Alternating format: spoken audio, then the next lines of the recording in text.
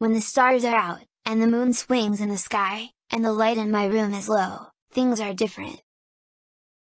The pirate puppet waves his sword. The mango tree bends its branches. Even my teddy becomes a different sort of bear. I keep very still in my cave of blankets, or I call Mama, Daddy, or I jump into their bed. I tell Mama about pirate and tree and bear. You had a really bad dream. What's a dream? When we sleep we think about our day, but everything gets mixed up. It feels real, but it's not real. It is real. You know, when we read a story together, it's made up, but we laugh, or get scared or excited. A dream is the same. You mean a dream is a story? Yes. But it happens at night. You put your head on the pillow, you fall asleep, and then the story happens. So a dream is a story you find in your pillow? Yes. Can I put the stories in my pillow? You can. How?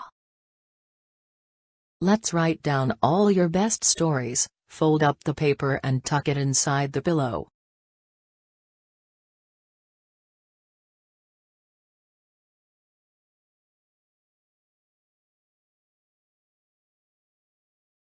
When the stars are out, and the moon swings in the sky, and the light in my room is low, things are different.